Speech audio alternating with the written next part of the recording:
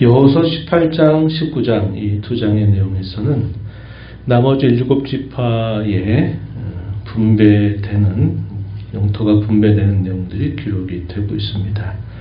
우리가 앞서서 읽었던 14장에서부터 17장까지 읽은 내용에서 가장 먼저 유다 지파의 갈렙으로부터 시작해서 유다 지파가 또 어디를 분배받았는지, 또 그리고 유다 지파에 이어서 요셉의 지파들 두 지파죠. 에브라임과 므낫세 반지파에 주어진 땅들에 대한 소개가 기록이 되었고요. 18장, 19장에서는 나머지 7지파들인데 이 7지파들 같은 경우에는 자신들의 땅을 분배받는 일에 적극성을 띠지 않고 대단히 소극적인 그런 태도를 취했다, 이렇게 우리가 보게 됩니다. 그래서 여호수아가 기다리다 못해 그들의 지도자들을 불러서 그 땅을, 나머지 땅들을 7개의 땅들로 분배를 해가지고 그것을 그려오는 직접적인 명령을 내리게 됩니다. 그리고 이제 그들이 시간이 흘러서 그 지파의 3명씩 그 땅들을 두루 살펴서 그 땅을 적절하게 7개의 땅으로 나눠요. 그리고 나눈 그 땅을 여호수아를 통해서 하나님 앞에 제비를 뽑게 되면서 그 나머지 7지파의 땅들이 이제 분배되는 내용들이 소개가 됩니다. 먼저 우리가 읽은 1절 말씀에 보면요, 실로라고 하는 것, 이것이 잘 알려진 곳이 됩니다. 이제 그 계기가 이 실로라고 하는 곳에 여호와의 회막이 거기에 세워지게 되기 때문에 그렇습니다. 예루살렘으로 그 회막이 옮겨지게 되기까지 상당히 오랜 세월 동안 이 실로라고 하는 곳에 여호와의 성막이 위치하게 됩니다. 이것은 이미 옛적에 예언되었던 바를 따라서 된 일임을 우리가 알게 됩니다. 야곱이 유언적으로 그 각 지파들을 향해서 예언적으로 축복하는 그 내용 속에 실로라고 하는 것이 예언이 되었던 부분이고, 마침내 흐르는 시간 속에서 하나님이 그곳에 이제 여호와의 회막을 세우게 되는데, 이 실로가 어디에 속해 있었냐면 에브라임 지파에 속해 있습니다. 에브라임 지파에 속해 있는 곳에 오랜 세월 동안 여호와의 회막이 거기에 세워지게 돼요. 이 회막이 세워진 것은 우리가 아는 바와 같이 하나님께서 그의 백성들과 함께 하신다, 혹은 그 백성들과 더불어 만나신다 하는 것을 보여주는 아주 중요한 그들의 모든 삶의 중심이 되는 부분이 되겠습니다. 그래서 이 실로는 에브라임 지파 소속에 있었던 곳이고요. 그리고 이 실로를 중심으로 해서 그때부터 그들의 어떤 중요한 결정들을 여호와 앞에서 결정을 하게 될 때 이 실로 앞에, 여호와의 회막 앞에서 그런 중요한 사안들을 결정하는 모습을 확인할 수 있겠습니다. 2절부터 10절에서는 나머지 땅을 분배해가는 과정이 소개가 돼요. 먼저 우리가 앞에서 읽었던 요단 서편 쪽의 두 지파파는 이미 땅을 분배를 받았습니다. 분배를 받은 상태였고, 그러나 나머지 7지파가 주저하고 있는 겁니다. 그러자 여호수아가 그들의 지도자들을 불러가지고 그들에게 촉구한 겁니다. 3절에 보면 너희가 어찌 조상의 하나님 여호와께서 너희에게 주신 땅을 점령하러 가기를 어느 때까지 지체하겠느냐. 그들이 주저하고 지체하고 있었다는 사실을 보여주고 있습니다. 왜 지체했을까요? 형식적으로는 이 가나안 땅을 다 점령을 했지만 곳곳에 여전히 남아있는 그 가나안 족속들이 있었던 겁니다. 그래서 선뜻 어느 곳에라도 그들이 선뜻 결정을 하지 못하고 주저하고 있었던 것입니다. 그래서 여호수아가 기다리다 못해서 한편 그들을 책망하면서 빨리 그 땅을 취하기 위한 적극적인 태도를 보일 것을 촉구하는 말을 건네게 된 겁니다. 4절에 보시면 너희는 각 지파에서 3사람씩 선정하라. 내가 그들을 보내리니 그들은 일어나서 그 땅에 두루다니며 그들의 기업에 따라 그 땅을 그려가지고 내게로 돌아올 것이라. 이미 2지파반에게 분배된 땅 외에 나머지 땅들을 7지파의 3사람씩을 선출해서 그 3사람들을 모아서 각 남은 땅들을 다 두루 다니게 합니다. 그리고 그 땅을 나머지 7개의 땅으로 분배하도록 명령을 내린 것입니다.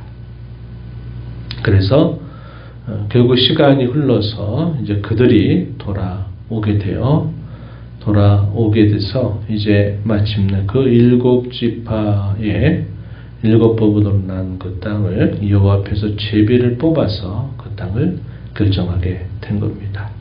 9절 말씀으로 가서 보면 그 사람들이 가서 그 땅으로 두루다니며 성읍들을 따라 7부분으로 책에 그려서 실로 진영에 돌아와 여호수아에게 나왔다.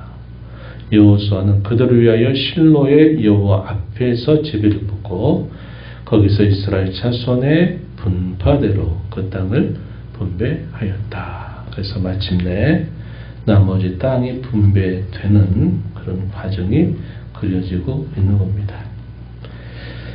역시 그 땅을 7부분으로 그려왔어도 그 땅을 과연 어느 지파가 차지할 것이냐 하는 문제는 그들의 일방적인 결정에 달려있는 것이 아니라 그것은 하나님의 주권적인 뜻에 달려있다는 사실을 보여주죠. 그것이 바로 여호와 앞에서 제비를 뽑는 방식을 통해서 그들이 분배를 받게 된 겁니다.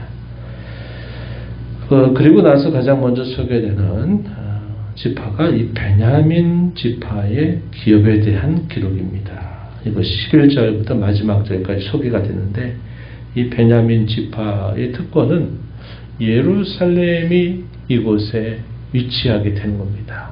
이 지역적으로는 우리가 앞에 살펴본 것처럼 유다 지파가 가나안의 중앙 지역 가운데 남쪽에 위치했다면 요셉의 2지파 에브라임과 므낫세는 가나안 중앙 지역의 중간과 또 그 중앙 지역 북쪽을 이미 분배를 받았는데 이 베냐민 지파의 땅이 어디에 있냐면 유다 자손과 요셉 자손의 중간 부분, 비교적 넓은 땅은 아니지만 중간 부분의 영토를 그들이 분배를 받게 된 겁니다.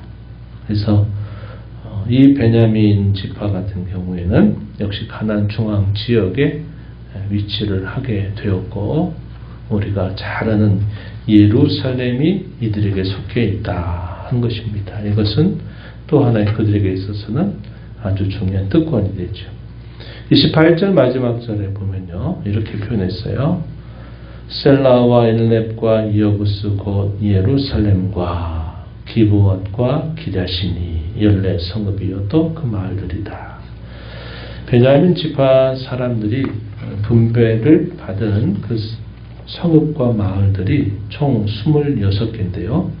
26개 중에서 동편에 12개의 성읍과 마을들, 서편에 14개의 성읍과 마을들이 쭉 소개가 돼요. 소개가 되는데 이 14성읍 가운데서 천의 요새라고 부를 수 있는 예루살렘, 해발 약 한 700, 800m가 높은 곳에 위치하고 있는 이 예루살렘을 그들이 차지하게 되었다 하는 겁니다. 그래서 우리가 아는 것처럼 여호와의 회막이 실로라고 하는 곳, 곧 에브라임 지파 안에 오랜 세월 동안 거기에 위치하게 되지만 나중에 여호와의 성전이 예루살렘에 세워지게 되면서 이제는 이 예루살렘에 성전이 안치되는 그런 일들이 있게 되죠. 그래서 이 베냐민 지파에게 예언되었던 말씀 중에 그런 말씀이 소개된 바 있었습니다. 그들에게는 신명기 33장 12절에서 읽은 것처럼 여호와의 사랑을 입은 자는 그 곁에 안전히 살리로다. 예루살렘이 그들 지파에 속한 땅이 되었다 한 겁니다. 그래서 이 베냐민 자손의 땅의 경계들, 그리고 이 베냐민 지파들이 차지한 26개의 성읍과 마을들에 대한 소개가 이루어지고 있어요. 그래서 우리가 살펴본 것처럼 7지파의 경우는 대단히 소극적이고 또 그들에게 있어서는 지체하는 태도를 보였다 하는 것을 우리가 보게 되는데, 우리가 앞서 읽었던 이 두 지파, 유다 지파와 또 에브라임과 므낫세 반지파의 경우는 비교적 적극적인 태도를 가지고 그 땅을 분배받는 일에 힘을 기울이게 되어, 그래서 유다 지파는 상당히 긍정적인 면으로 소개가 되었다면요, 요셉 지파의 경우는 부정적인 면들을 두드러지게 했습니다. 요셉 지파들은 자신들이 많은 수요가 있기 때문에 우리에게는 주는 땅으로는 충분하지 못하다, 우리에게 땅을 더 달라라고 요구하면서 불평했던 그들의 모습을 우리가 확인할 수 있습니다. 반면에 유다 지파 같은 경우는 적극 나서가지고 그들의 그 땅을 분배받는 태도를 취했다는 것이죠. 이것이 그들에게 있어서는 결국 남아있는 그들의 과업을 그들이 수행하는 일에 있어서 어떤 지파들은 적극적으로 나서서 수행을 하지만 또 나머지 지파들은 대단히 소극적으로 수행하는 겁니다. 우리가 살펴본 것처럼 이 가나안 정복 전쟁으로 모든 게 다 끝난 것이 아니었습니다. 이 정복 전쟁이 끝나고 나서는 여전히 남아있는 이 가나안 족속들, 곳곳에 있는 그 족속들을 완전히 또 몰아내서 그 땅을 그들이 살아가는 그러한 과업들이 계속 남아 있었는데, 그들이 땅을 점령은 했지만 그 땅을 분배는 받지만 그 땅을 점령해가는 일에 있어서는 대단히 소극적인 태도를 취했다는 거죠. 이것이 어떤 면에선 그들의 신앙적인 태만함일 수도 있다 하는 것을 우리가 보게 되는 부분입니다. 우리의 신앙생활도 그럴 수 있어요. 우리가 하나님 앞에 우리가 일평생 동안 살아가는 동안에는 우리에게 주어진 사명이나 본분이 결코 끝나지 않아요. 이 정도면 됐다라고 우리가 안주할 자리는 없는 겁니다.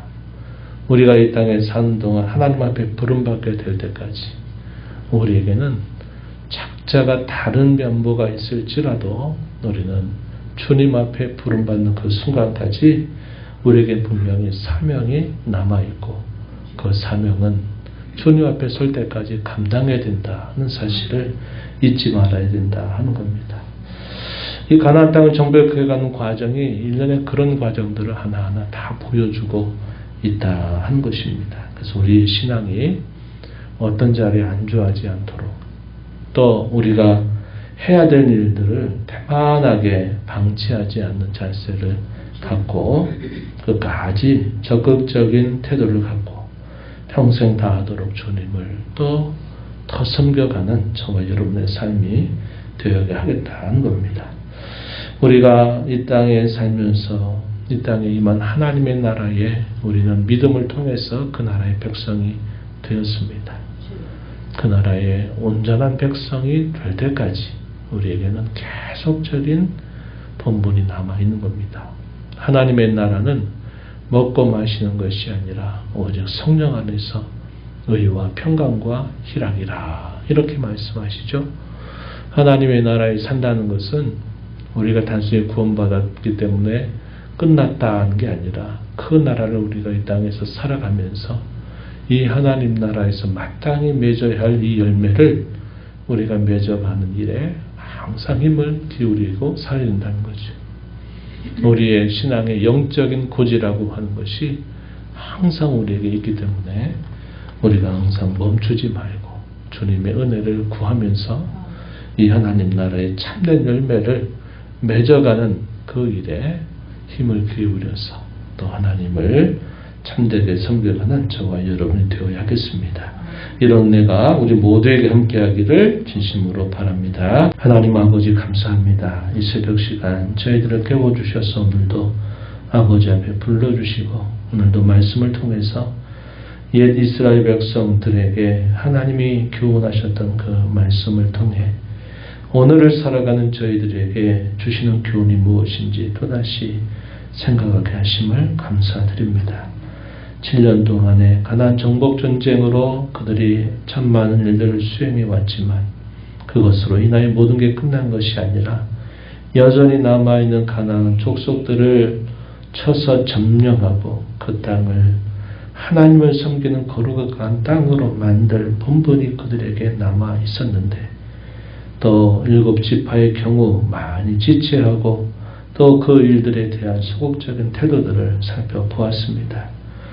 마침내 여호수아가 그들에게 명령을 내려서 그 땅을 마침내 다 분배해주는 과정을 살펴보면서 저희가 이 땅에 사는 동안 하나님 나라의 백성으로 하나님의 자녀됨을 또 선물로 받았지만 저희가 이 땅에 사는 동안 그 하나님 나라의 참된 열매를 맺어가는 일을 위해서 구원의 참된 열매를 맺어가는 일을 위해서 저희는 결코 멈춰설 수 없다는 사실들을 알게 됩니다.